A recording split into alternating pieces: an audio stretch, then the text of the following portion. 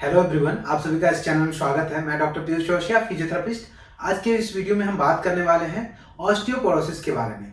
तो चलिए जानते हैं ऑस्टियोपोरोसिस होता क्या है, और फिर इस वीडियो में हम जानेंगे कि ऑस्टियोपोरोसिस होने के कारण क्या है, किन कारणों की वजह से हमें ऑस्टियोपोरोसिस देखने को मिलता है, और फिर इसके सिम्टम के बारे में जानेंगे, लक्षण के बारे में जानेंगे, और फिर ऑस्टियोपोरोसिस के डायग्नोस्टिक टेस्ट के बारे में जानेंगे। ताकि जिससे हमें पता चल सके कि हमें ऑस्टियोपोरोसिस है या नहीं है, और हमारी बोन की डेंसिटी कितनी कम है और हमारा बोन कितना ज़्यादा वीक है, इसके बारे में हमें पता चल सके। और फिर हम ऑस्टियोपोरोसिस के ट्रीटमेंट के बारे में जानेंगे। तो कृपया आप इस वीडियो को अंत तक जरूर देखिएगा। तो चलिए शुरू करते हैं। ऑस्टियोपोरोसिस हमारे बोन की एक ऐसी कंडीशन है जिसमें हमारे बोन की जो मिनरल डेंसिटी होती है, बोन मिनरल डेंसिटी, वो बहुत ज़्यादा कम हो जाती है, जिसकी वजह से हमारी बोन जो है वो बिल्कुल वीक होने लगती है, कमजोर होने लगती है, और हमारा जो बोन है अंदर से बिल्कुल खोखला हो जाता है। और हमें ऑस्टियोपोरोसिस का पता तब चलता है जब हमें फ्रैक्चर होता है। जब हमें फ्रैक्चर होता है तब हम डॉक्टर्स के पास जाते हैं, और तब हमें पता चलता है कि हमें ऑस्टियोपोरोसिस की प्रॉब्लम है, जिसकी वजह से हमारी बोन वीक हो गई है, कमजोर हो गई है, खोखला हो गई है अंदर से, जिसकी वजह से हमें फ्रैक्चर, हल्की चोट लगने पे, थोड़ा सा गिरने पे भी हमें फ्रैक्चर हो गया है। ऑस्टियोपोरोसिस के इसी प्रॉब्लम की वजह से, मतलब जो ऑस्टियोपोरोसिस का कंडीशन है वो धीरे धीरे डेवलप होता है। मतलब जो बोन वीकनेस की प्रोसेस है ना, वो धीरे धीरे स्टार्ट होती है, और तब तक हमें पता नहीं चलता है जब तक हमें फ्रैक्चर ना हो जाए। तो इसी प्रॉब्लम की वजह से हम ऑस्टियोपोरोसिस को साइलेंट किलर कहते हैं, या साइलेंट थिप कहते हैं। बोन का साइलेंट किलर, मतलब हड्डी का साइलेंट किलर या साइलेंट थिप। क्योंकि जब तक हम धीरे धीरे इसकी डिटोरेशन, बोन की डिटोरेशन स्टार्ट हो रखी होती है, धीरे धीरे बोन जो है वीक हो रहा होता है, खोखला हो रहा होता है, हमें पता नहीं चलता। जब हमें फ्रैक्चर होता है तभी हमें पता चलता है कि हमें ऑस्टियोपोरोसिस की वजह से हमें फ्रैक्चर हुआ है। तो इसी वजह से हम इस कंडीशन को, ऑस्टियोपोरोसिस की कंडीशन को, बोन की साइलेंट किलर या साइलेंट थिप के नाम से भी जानते हैं। तो अब हम जानेंगे ऑस्टियोपोरोसिस के कॉज के बारे में, कि किन कारणों की वजह से हमें ऑस्टियोपोरोसिस होने के चांसेस बढ़ जाते हैं। तो ऑस्टियोपोरोसिस एक ऐसी प्रॉब्लम है जिसमें हमारी बोन की जो लॉस है, बोन मास लॉस है, वो बढ़ जाता है, और बोन का प्रोडक्शन जो रेट है वो कम हो जाता है। मतलब जो बोन बनने की प्रक्रिया है वो कम हो जाती है, बोन टिश्यू जो बनने की प्रक्रिया है वो कम हो जाती है, और बोन का जो खर्च है, बोन मास, बोन टिश्यू का जो खर्च है वो बढ़ जाता है, एब्जॉर्प्शन रेट बढ़ जाता है, और प्रोडक्शन रेट घट जाता है। तो जिसकी वजह से हमारी बोन जो है वीक होनी स्टार्ट हो जाती है, कमजोर होनी स्टार्ट हो जाती है, और हमें ऑस्टियोपोरोसिस की प्रॉब्लम देखने को मिलता है। ऑस्टियोपोरोसिस की प्रॉब्लम एडवांस्ड ओल्ड एज में देखने को मिलता है। मतलब जब जो लोग बूढ़े हो जाते हैं, जिनकी उम्र 65 से ज्यादा या 60 से ज्यादा होती है, उनमें ज्यादातर देखने को मिलता है।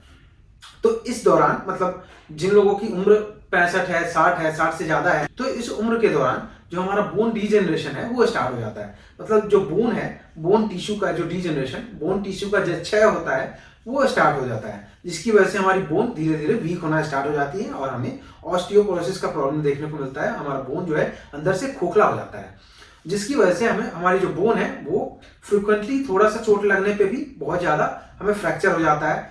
जो हमारी ऑस्टियोपोरोसिस में जो फ्रैक्चर जो यूजुअली देखने को मिलता है वो हमारा है फर्स्ट हिप पेल्विस फ्रैक्चर। जब हम गिरते हैं तो हम पेल्विस के बल गिरते हैं, हम अपनी पेल्विस के बल जब गिरते हैं तो पेल्विस में फ्रैक्चर हो जाता है। या फिर हमें जो देखने को मिलता है दूसरा, जो ज्यादा कॉमन देखने को मिलता है, वो हमारा स्पाइन फ्रैक्चर। स्पाइन में भी फ्रैक्चर आ जाता है, रेस्ट में भी फ्रैक्चर आ जाता है। जब हम गिरते हैं और अपने हाथ के बल गिरते हैं तो रेस्ट में भी फ्रैक्चर आ जाता है, या फिर शोल्डर फ्रैक्चर।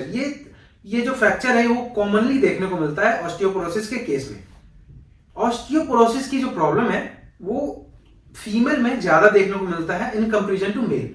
मेल से ज्यादा फीमेल में ऑस्टियोपोरोसिस की प्रॉब्लम देखने को मिलता है। ऐसा इसलिए होता है क्योंकि जो फीमेल 50-60 से उम्र की ज्यादा की हैं, उनमें मीनोपॉज आ जाता है, जिसकी वजह से उनमें काफी सारी हार्मोनल चेंजेस आते हैं, और हमारी जो बोन है वीक होनी स्टार्ट हो जाती है। बोन में ऑस्टियोपोरोसिस हमें देखने को मिलता है। ऑस्टियोपोरोसिस होने का जो दूसरा मुख्य कारण है वो है लेस बोन मास ग्रोथ।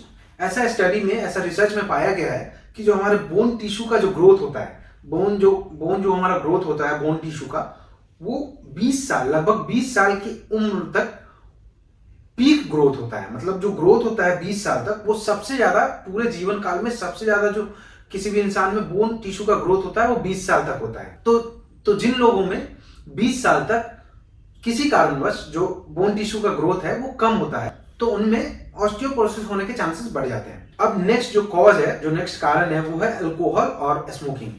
जब हम अल्कोहल या फिर स्मोकिंग ज्यादा करते हैं तो हमें ऑस्टियोपोरोसिस होने के फ्यूचर में चांसेस ज्यादा होते हैं। तो ऐसे कंडीशन में जो हमारी बॉडी की एबिलिटी होती है, मतलब बॉडी की जो क्षमता होती है कैल्शियम को एब्जॉर्ब करने की, वो कम होने लगती है और हमें ऑस्टियोपोरोसिस होने के चांसेस बढ़ जाते हैं। अब नेक्स्ट जो कॉज है हमारा, वो है सेडेंट्री लाइफस्टाइल। सेडेंट्री लाइफस्टाइल से मतलब ये है कि जिन लोगों में फिजिकल एक्टिविटी कम है, जो लोग फिजिकल एक्टिव कम है, मतलब पूरे दिन के दौरान और डेली बेसिस पे वो ज्यादातर समय अपना बैठकर, लेटकर या फिर कोई एक्टिविटी ना करके, मतलब पूरे दिन हम कोई एक्टिविटी नहीं कर रहे हैं, फिजिकल एक्टिविटी बस, और एक्सरसाइज भी हम नहीं कर पाते, तो उन लोगों में हमारी जो बोन है और मसल है उसकी ग्रोथ नहीं हो पाती है। क्योंकि जब हम फिजिकल एक्टिव नहीं रहेंगे, हम एक्सरसाइज नहीं करेंगे, तो हमारी बोन पे वेट बियर नहीं होगा, वेट बेयरिंग नहीं होगा। हमारी जो मसल है वो अच्छे से वर्क नहीं करेंगी, जो हमारी बोन है उस पर वेट बियर नहीं आएगा, लोड नहीं आएगा। तो इसकी वजह से हमारी जो मसल है और बोन है वो अच्छे से ग्रोथ नहीं कर पाती हैं और कहीं ना कहीं हमें हमारी जो ऑस्टियोपोरोसिस होने के चांसेस है वो बढ़ जाते हैं। अब नेक्स्ट कॉज जो है ऑस्टियोपोरोसिस का, वो है लेस डायट्री इंटेक। जिन लोगों में कैल्शियम इंटेक कम है या फिर प्रोटीन इंटेक कम है, उनमें ज्यादा चांसेस होते हैं ऑस्टियोपोरोसिस होने के, क्योंकि जो हमारा कैल्शियम है वो बोन की ग्रोथ में मदद करता है और जो हमारा प्रोटीन है वो मसल की ग्रोथ में मदद करता है। तो जिन लोगों में कैल्शियम इंटेक या प्रोटीन इंटेक कम होती है, तो उनमें बोन की ग्रोथ और मसल की ग्रोथ कम होती है और बहुत ज्यादा चांसेस होते हैं फ्यूचर में उन्हें ऑस्टियोपोरोसिस होने का। अब हम जानेंगे ऑस्टियोपोरोसिस के टेस्ट के बारे में, जिससे हमें पता चल सके कि हमें ऑस्टियोपोरोसिस की प्रॉब्लम है या नहीं है। तो ऑस्टियोपोरोसिस को पता करने के लिए जो टेस्ट है उसका नाम है डेक्सा स्कैन। डेक्सा स्कैन को हम फुल फॉर्म में dual x-ray absorption metric scan test के नाम से जानते हैं। इस टेस्ट से हमें पता चलता है कि हमारी जो बोन की डेंसिटी है, बोन का जो घनत्व है वो कितना है, कम है, ज्यादा है या बिल्कुल कम हो चुका है, बिल्कुल बोन जो हमारी वीक हो चुकी है। तो इस टेस्ट से हमें पता चलता है कि हमें ऑस्टियोपोरोसिस है या नहीं है। तो जिन लोगों की उम्र 60 या 65 से ज्यादा है, उन लोगों को बीच बीच में डेक्सा स्कैन करवाते रहना चाहिए। अगर उनको जॉइंट्स पेन है या उन्हें थकावट ज्यादा हो रही है, तो ऐसे में उन्हें डेक्सा स्कैन टेस्ट करवाना चाहिए, जिससे उनको पता चल सके कि उन्हें ऑस्टियोपोरोसिस की प्रॉब्लम है, ताकि वो अवेयर हो सके, ताकि उन्हें पता चल सके कि उन्हें ऑस्टियोपोरोसिस की प्रॉब्लम है और वो अपने ऑस्टियोपोरोसिस की ट्रीटमेंट स्टार्ट कर सके। तो अब हम बढ़ते हैं ऑस्टियोपोरोसिस के ट्रीटमेंट की तरफ। ऑस्टियोपोरोसिस का जो ट्रीटमेंट होता है उसमें सबसे मेन जो टॉपिक है वो हमें फ्रैक्चर से पेशेंट को बचाना है। क्योंकि जब फ्रैक्चर हो जाता है पेशेंट को, तो उनकी जो जान पे आफत आ जाती है, क्योंकि उनका फ्रैक्चर जल्दी से हील नहीं होता है, क्योंकि उनकी बोन की डेंसिटी कम होती है। तो उन्हें फ्रैक्चर से रोकना है, फ्रैक्चर होने से उन्हें रोकना है। तो ऐसे में उन्हें उन सारी चीजों से अवेयर करानी है, उन सारी चीजों से बचा के रखना है जिससे उन्हें फ्रैक्चर होने के चांसेस बढ़ जाते हैं। तो जिन लोगों को ऑस्टियोपोरोसिस की प्रॉब्लम है, उन्हें फॉल से बचने के लिए, गिरने से बचने के लिए स्लिपरी सरफेस पे, जब जिनका सरफेस जो है चल रहे हैं, उस सरफेस जो स्लिपरी है, फिसलने वाला है, तो उस कंडीशन में हमें किसी के सपोर्ट से चलना चाहिए। या फिर हमें जिन लोगों को ऑस्टियोपोरोसिस की प्रॉब्लम है, उनके आसपास जो फर्श है वो क्लियर होना चाहिए, मतलब वायर नहीं होना चाहिए या फिर कोई भी चीज नहीं होना चाहिए जिससे उनका पैर लड़खड़ा जाए और वो गिर जाए। हमें जो ऑस्टियोपोरोसिस में दूसरा जो मुख्य चीज का ध्यान रखना चाहिए ट्रीटमेंट के दौरान, उनमें हमें कैल्शियम सप्लीमेंट लेने चाहिए। कैल्शियम डाइट के थ्रू भी लेना चाहिए और हमें सप्लीमेंट के थ्रू भी लेना चाहिए, ताकि हमारी जो बोन का डिटोरेशन हो रहा है, बोन जो हमारा ऑस्टियोपोरोसिस में जा रहा है, और जो हमारी बोन टिश्यू का जो ग्रोथ है वो फिर से धीरे धीरे हो सके। जिन लोगों को ऑस्टियोपोरोसिस की प्रॉब्लम है या फिर जिन लोगों को की एज जो है 50 या 60 से अबव है, उन लोगों को विटामिन डी की बहुत ज्यादा जरूरत होती है। तो विटामिन डी का जो सोर्स है वो दो है, फर्स्ट है सनलाइट और दूसरा है सप्लीमेंट। तो हमें दोनों चीज लेनी चाहिए जब हमारा एज है 50 या 60 या 65 से अबव है। तो जो हमारा फर्स्ट है जो विटामिन डी का जो सोर्स वो है सनलाइट। तो हमें विटामिन डी के लिए सबसे पहले मॉर्निंग के दौरान सुबह 8 से लेके 10 से 11 बजे तक हमें धूप में रहना चाहिए, ताकि हमें विटामिन डी मिल सके नेचुरली, और जो हमारी बोन है वो मजबूत हो सके। जो दूसरा विटामिन डी का जो सोर्स है वो सप्लीमेंट है। तो हमें विटामिन डी के लिए सप्लीमेंट भी जरूरी है। तो विटामिन डी के लिए हमें सप्लीमेंट भी लेना चाहिए, ताकि जो हमारी बोन का ग्रोथ है वो अच्छे से हो सके। अब जो ऑस्टियोपोरोसिस के ट्रीटमेंट का नेक्स्ट पॉइंट है वो है एक्सरसाइज।